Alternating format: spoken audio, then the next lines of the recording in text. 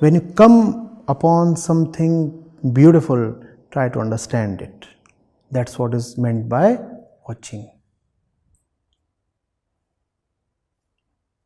The worldly bird, the engaged bird, would have surely glanced at her neighbor many a times. That's not really called looking. To look is to understand. Do you really understand, or do you just keep looking? We said that if you are looking and not understanding, then something in you is just looking to avoid. And it's very possible, be warned, that you might keep just looking at something or someone for years, for decades, and yet be a total stranger to the reality of that person. Just as several people keep reading holy books all their life and yet really understand nothing, because nothing shows up in their life.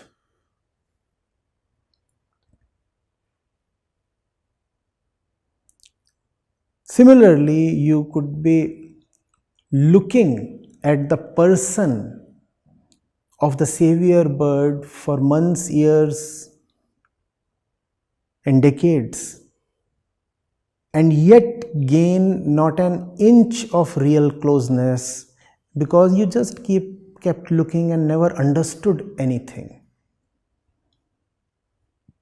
You never approached the secret. You never had any love for the bird's core. You kept looking at all the external actions, the words, and all the fluff. There is no bird without fluff. You kept looking at all the fluff. Golden hued. Big, small. You kept noticing the twitter.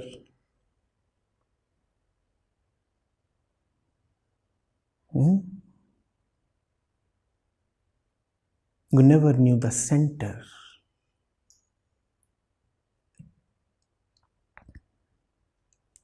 And I'm repeating the warning. It is not merely possible, it is very, very probable. You will be very, very close and unimaginably far, further than you can ever imagine.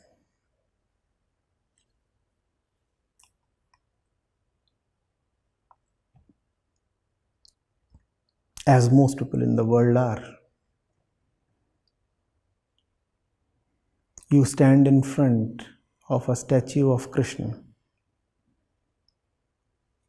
How close are you to the essence of Krishna?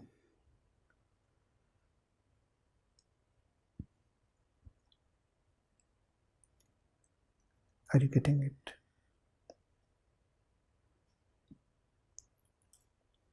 Something in us does not want to acknowledge the truth, because the truth is so poignant. Falseness will melt. If not in heat, then in tears.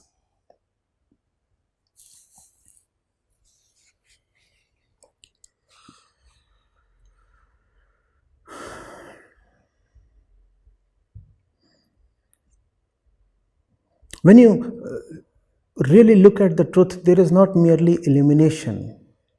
There is a deep pathos.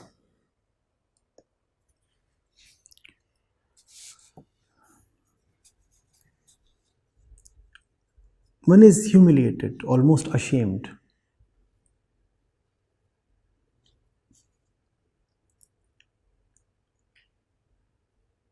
There is a recognition of suffering.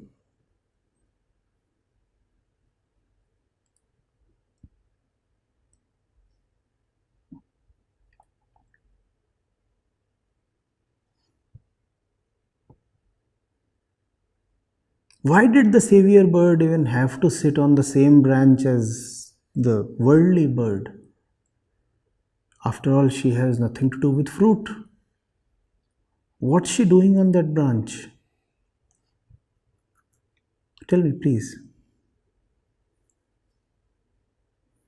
Why does she have to enjoy the company of a foolish flock?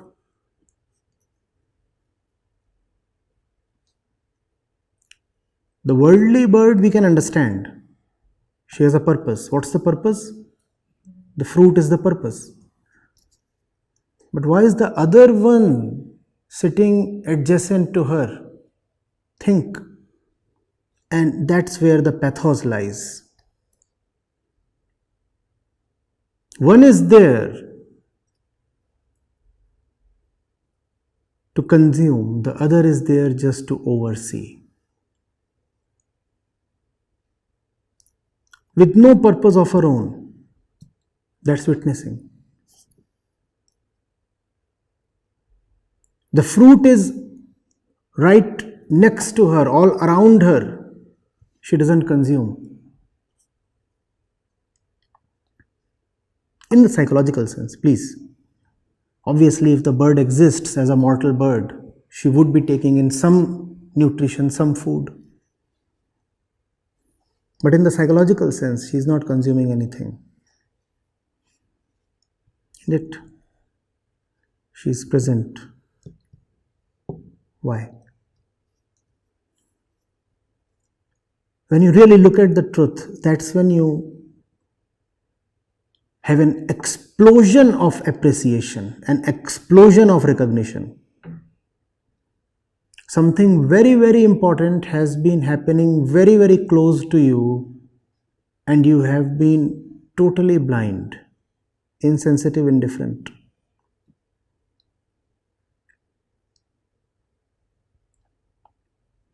And that's what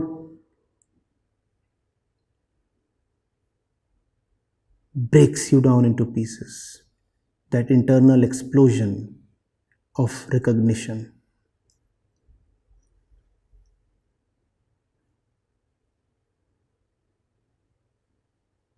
The ego needs a certain pride to survive.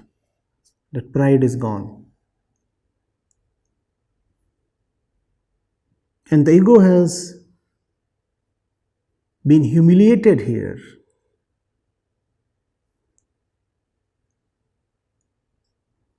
Not by a display of power, but by a recognition of love.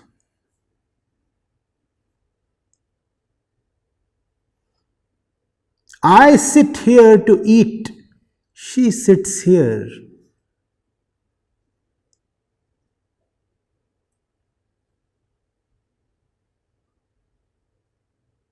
for me.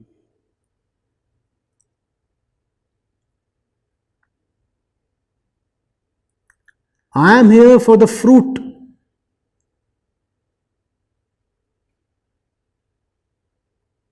She is here for me.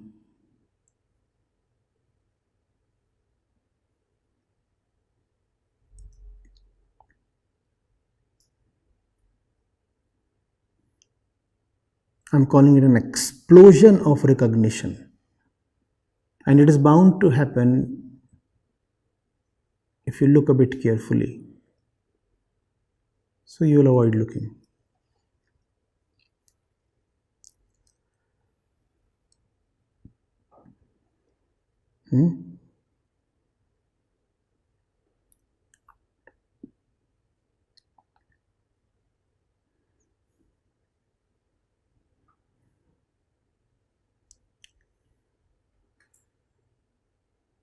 Long back, it was almost a decade back, I wrote, "Witnessing is love."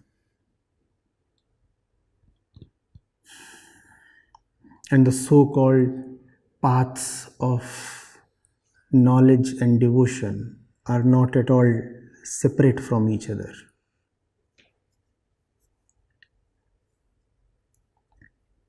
It requires tremendous love to witness.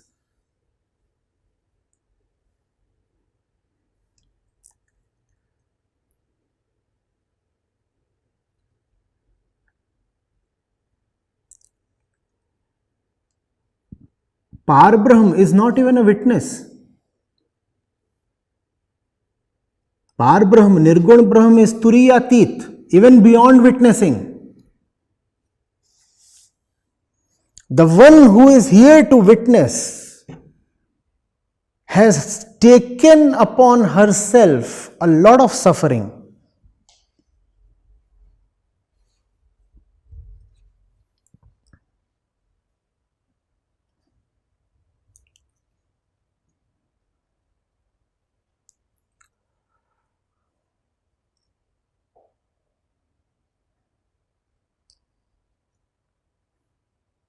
You may not have anything to do with what you know of in witnessing.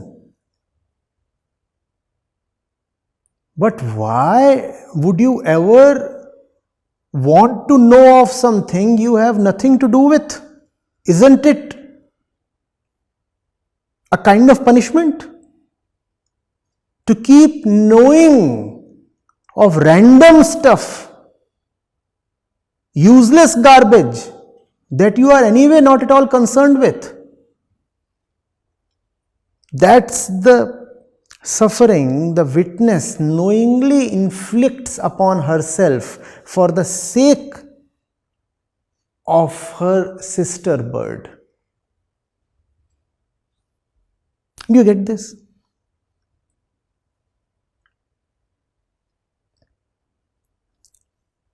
Ask yourself, why the hell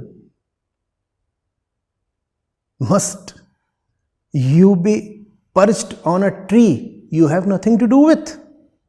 Why must you keep sitting next to a foolish bird tied to her greed?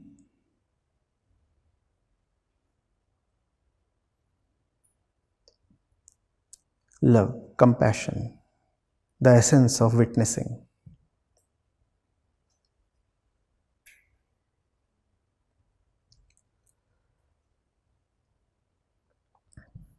Acharya ji, what is the meaning of looking a bit more carefully? You told that when you look a bit more carefully, then you will have that explosion of Recognition. Explosion of recognition. Yes. So how to look a bit more carefully? We are constantly looking, but how to look a bit more carefully? Do not allow your logic to run amok. What does the logic of the first bird say? She looks at the other bird. She does not need to inquire carefully because the second bird looks so much like herself. So she very quickly comes to a conclusion. She looks like me, so she behaves like me. She looks like me, so she desires like me. So do not allow your mind to come to quick and cheap conclusions. Do not think that the place you operate from is the place the other one also operates from. Otherwise, you will not only miss but come to horrendous conclusions. You see, I am the worldly bird. I am here to eat. And this one, obviously she is so much like me, same color, same breed. She too is here to eat, but she is such a loser she cannot even get to eat. So forget adulation. What you will raise within is humiliation for the savior bird. Are you getting it? She is here to eat, that's her intention, but she is failing to eat. She is such a loser. Will you now have adulation for her or humiliation? What's the fundamental flaw? You looked at her and you said, because she is like me in appearance, in mortal form, therefore she is internally too like me. Do not allow yourself to extrapolate a lot. Do not posit, assume, imagine.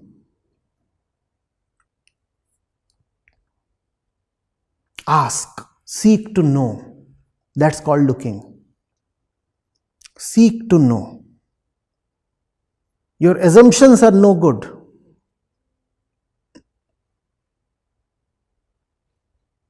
And you have a lot of assumptions.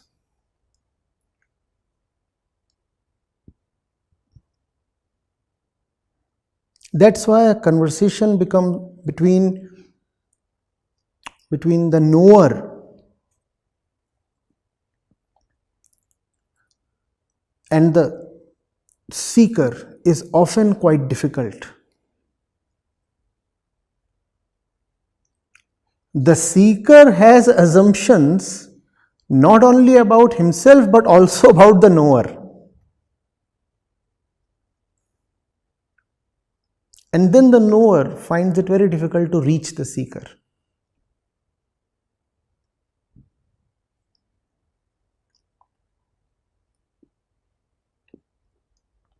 You don't have to assume that the knower is a knower. You just have to not assume that you know the knower.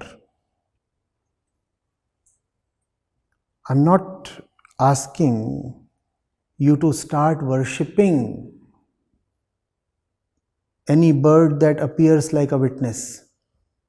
I'm asking you to check your tendency to assume that you know about even those birds who behave differently compared to you. But you will keep positing. Why? Because the ego does not love uncertainty. The ego is so fragile, it wants to come to quick and cheap conclusions.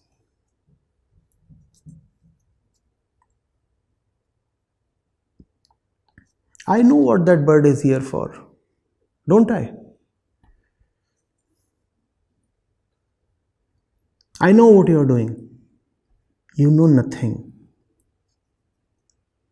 You know nothing about that bird, nothing at all. It's horrible. And therefore, when this massive ignorance ends, I said there is an explosion of appreciation. In that explosion, you are reduced to pieces. And that's the reason why you will not allow yourself to know the reality of the witnessing bird. It will not allow you to remain intact.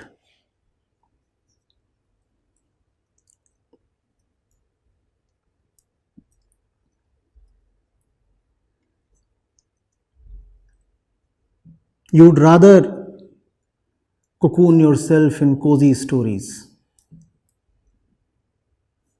Oh, this bird is my cousin, just 1 month elder to me. I know the name of her father.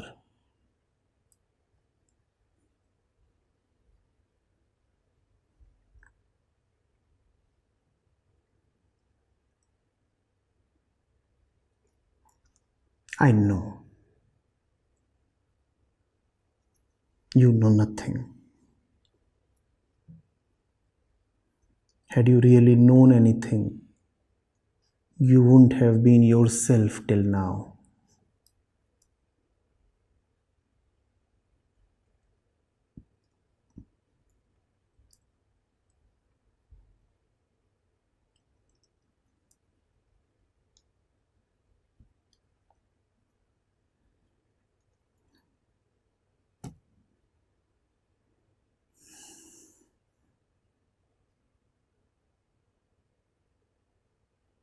Get into the shoes of or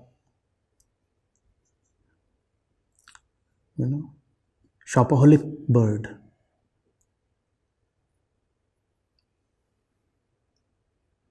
The worldly one. What's she thinking? The weather is nice, the fruit is ripe, the fruit is ripe. And what's this one doing here? Tell me, what's the other bird doing here? Oh, maybe she is melancholy, missing her mate.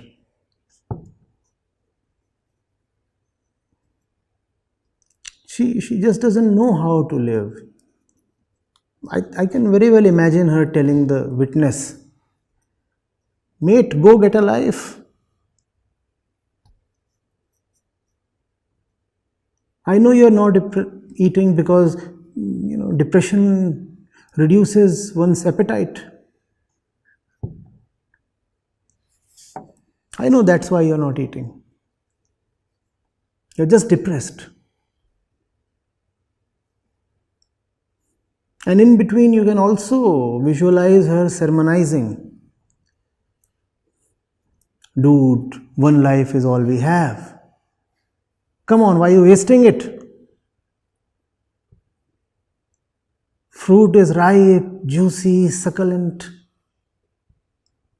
Don't miss this one grand festival called life.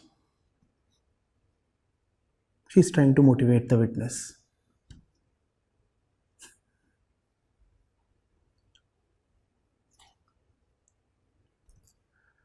Coming from a wrong center, our relationship with the truth too is very wrong. Not that the truth isn't available, our relationship with it is very flawed.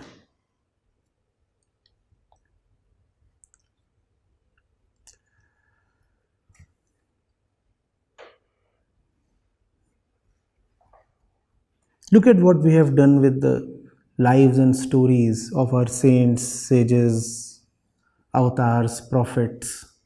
See what we have done. We haven't tried to look at their truth. Instead, we have narrated them as some kinds of decorated shadows of our own lives.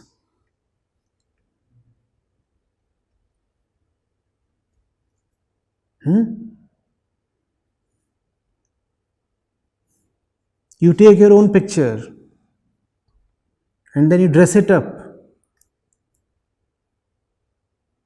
and you start calling it the avatar. That's how we have related to the truth.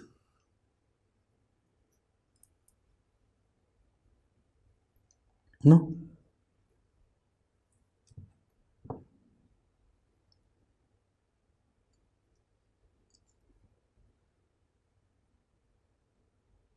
We ask for their intentions, their motivations. But why did Ram do this? Why did Krishna do that? We don't even ask actually. We assume that we already know. I know why Ram went after the deer. I know. I know why Krishna wanted Arjun to kill Duryodhan. I know. Who else will know? After all, Krishna was so much like me. Because there is no truth except my ego. So even the truth has to be like my ego. When there is no truth for you except your ego, then even the truth has to be like your ego. That's our operating principle.